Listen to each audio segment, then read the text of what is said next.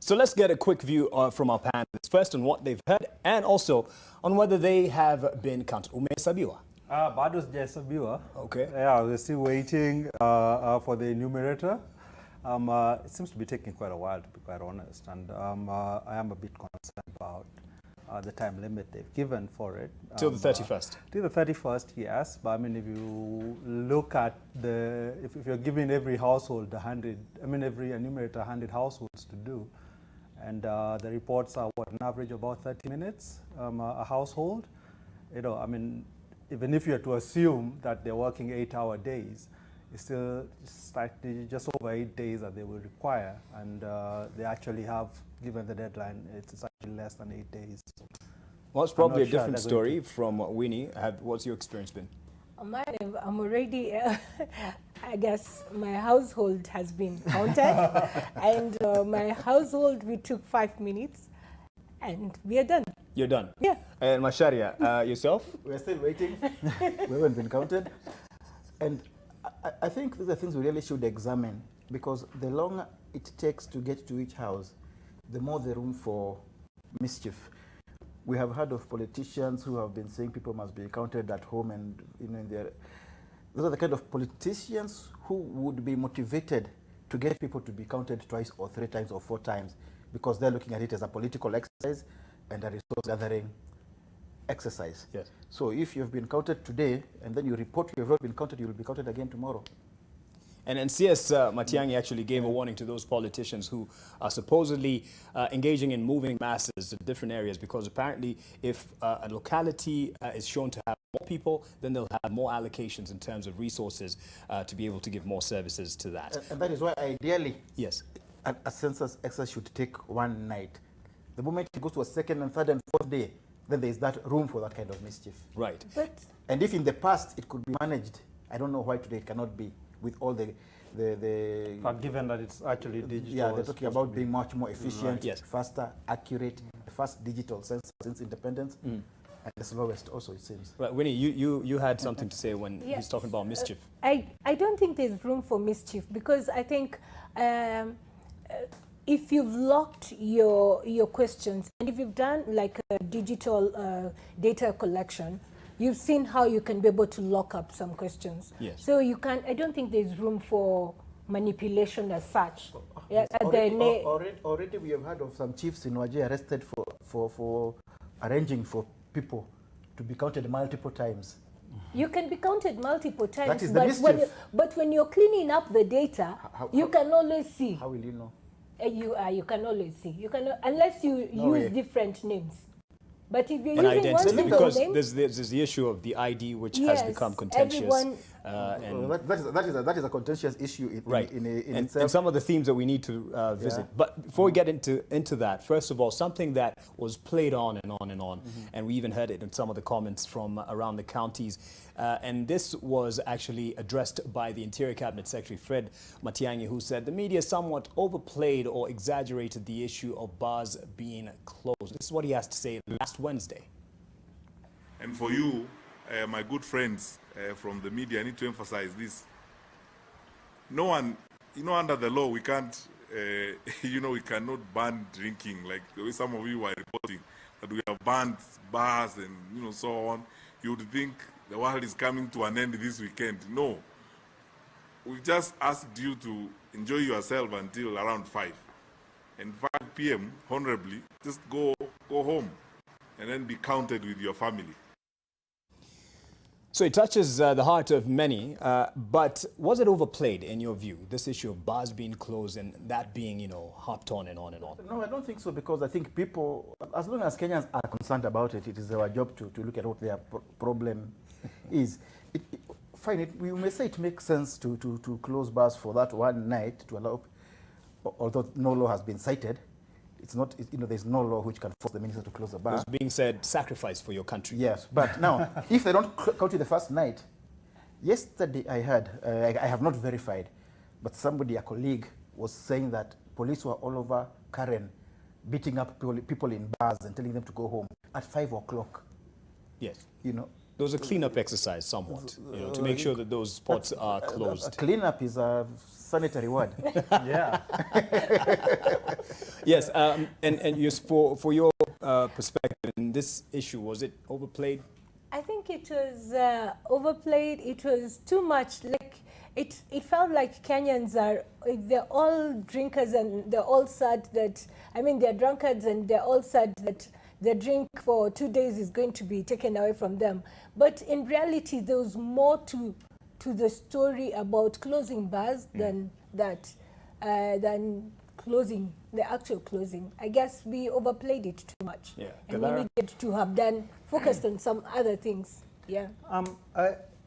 I take a bit of a different view. I think what Macharia said at the beginning shouldn't be taken lightly when he talks of that there is no law, And if government can just decide that you've got to close it without having to back it up, then when else can they decide to do this, And then secondly, we've had talk of whether the census is supposed to be a voluntary exercise or not. So why are people being dragged out of places where they've been beaten up for not being there? So I think by virtue of there being a law cited that it's penalized if you give wrong information or actually don't give the information. Well, if you obstruct yes. the census, but you're not obstructing it. If you're you simply don't do not there. I mean, right now I'm not in my house, so can a policeman walk into your studios over here and start insisting that, Gadara, you've got to go home? And let's look at it another way.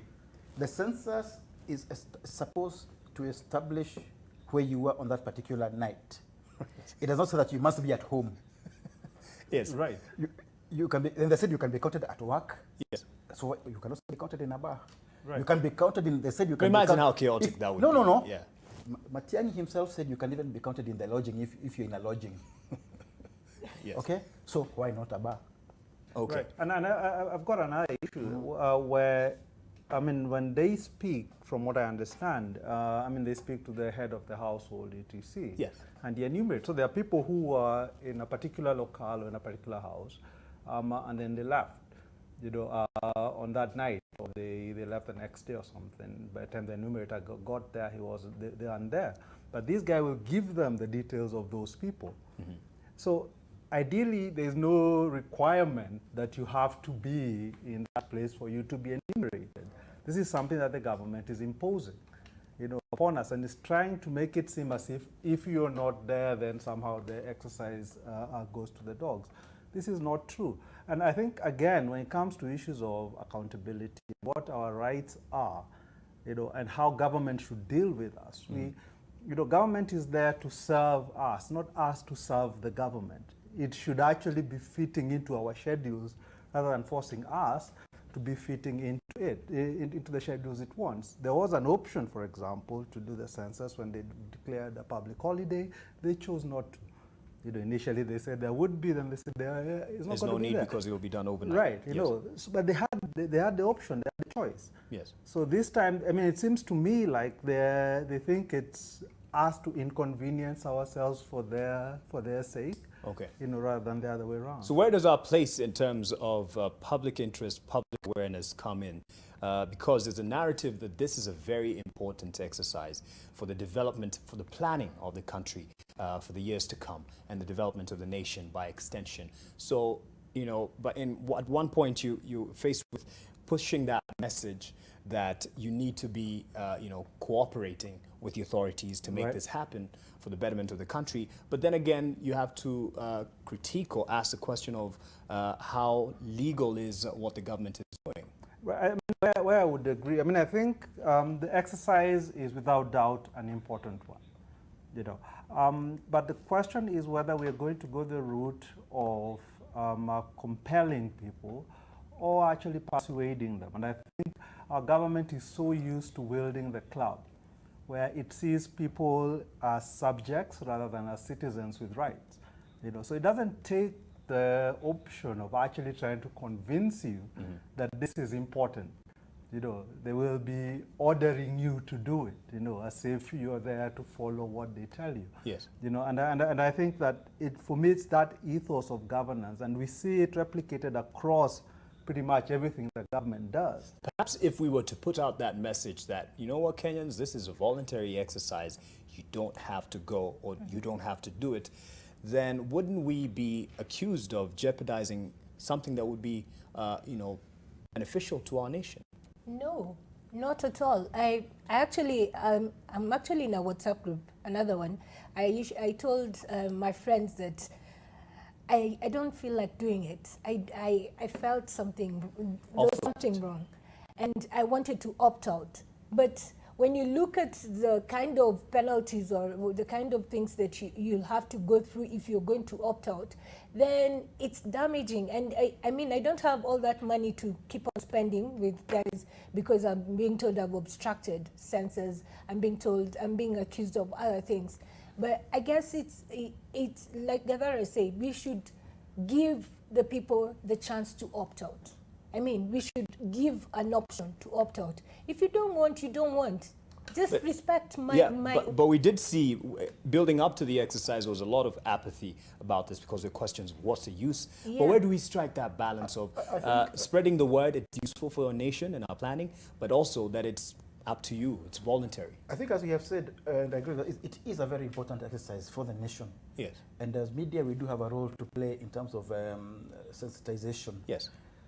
The government also has a role to play, particularly in explaining properly why it is important, using persuasion rather than coercion, and where there are lingering questions, explaining swiftly and quickly and properly.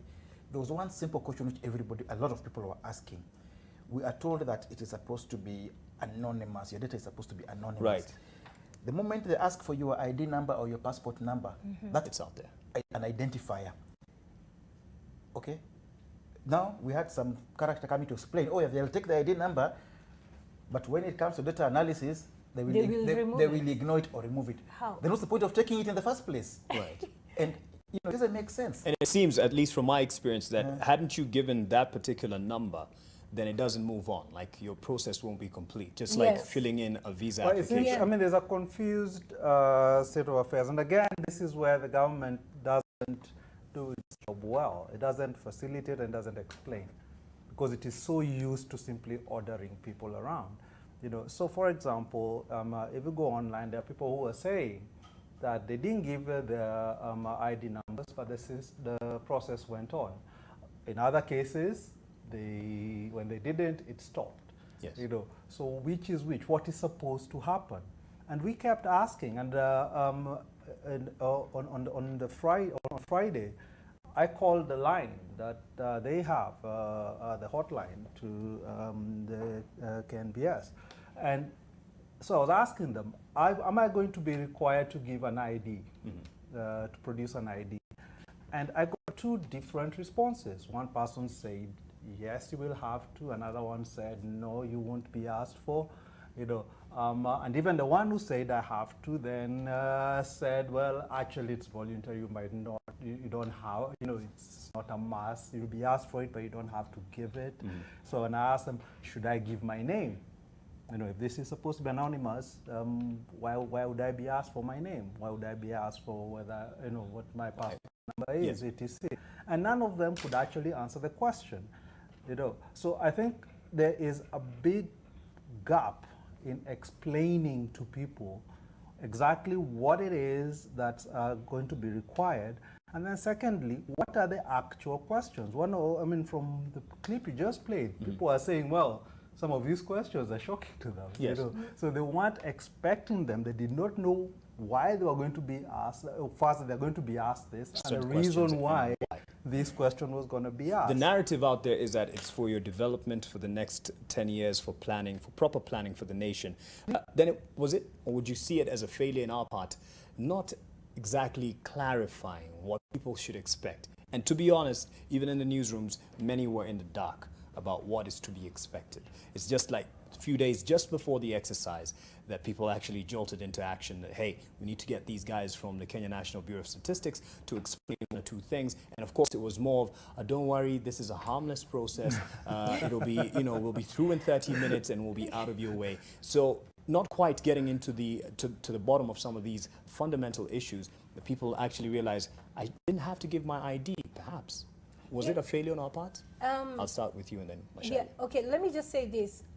First, there's intrusive way of getting your data.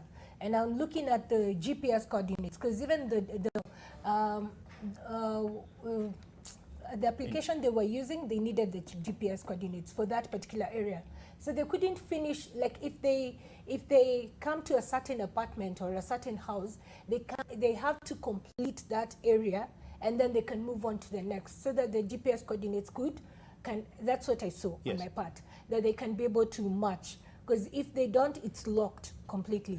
And I remember there's a time early in the year, KNDS had already given out some of the questions that they would be looking at, and they said agriculture, they talked about education, and electronics, and yes, what have you. some of the things. And if you look, and I guess it's failure, I guess, also on our part, for us journalists not researching and getting to know what the previous census had looked at.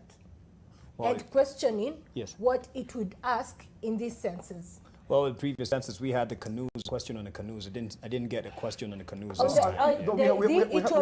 We had somebody. It was there even she today. did it, yeah. Yeah. We had somebody on TV just now, those guys who were talking, and the guy said they're asking him whether he has a boat. Yeah. And he said wherever he comes from in Gishu, there is no body of water for one to need a boat. I was shocked on the same. What we could have done as a media Yes. is to be proactive. Exactly. We, first of all, look for those questions in advance. Look for the ones that may make people wonder why they are being asked. Yes. And try and answer. And try and get answers from the census officials. Yes. But also they failed on their own, in many ways. I remember a few days before the census, the Editors Guild was supposed to have a meeting with the officials of the Kenya National Bureau of Statistics. Yes. It was a meeting at 8:30 in the morning. At 8 o'clock in the morning, I think 8:10, they called to cancel. Wow. That same morning. A lot, yes. I mean, people were mad. Yeah. People were mad. And then they purport to reschedule it for Friday, the Friday before the census, without even asking whether you guys will be available. Mm-hmm. Yes. Nobody was available, let me put it like that. Right. Yeah. If I may, I think, well, first, the questions are meant to be on a standardized form, if I'm not wrong. You know, so you will expect to be asked about canoes when you're in Nairobi or you're in Western Gishu, because somebody in Nyanza will also be asked the same. And anyway, just the fact that you're in Nairobi doesn't mean you don't own a canoe that is operating somewhere. We have seen floods in South Sea. It might be useful to have a canoe in your house. So I'm not too worried about some of those questions. But I do think the media was kind of lax in finding out first what this would be, explaining to the populace, this is what you're going to be asked, and this is why this is going to be asked. You know, and I think for me the more controversial things, especially the questions, or I mean the issues around anonymity of people, anonymity of, yes. Of your data, you know, are questions that we really should have followed up on way before before this. Now, kinda there was a bit of, I mean, the law was changed almost at the last minute, you know, for this. But still, if you look at the 2006 Act, even before they made the amendments, it was clear that anonymity was part of one of the principles for carrying out a census. You know, and I think we need to also be thinking about going beyond just this phase of collecting the data. You know, even if they anonymize this data and then give out reports, etc., it's been shown in other places, for example in the US, where somebody took the census data and was able to, and they had anonymized it, you know. And don't forget, in the US, they don't actually even include your name in it, you know. But they were able to actually identify people, you know, from there. So, and they've come up with a whole new system now for their census, which is happening next year, for how they're going to release the findings, etc., Okay. to ensure that people can't do this.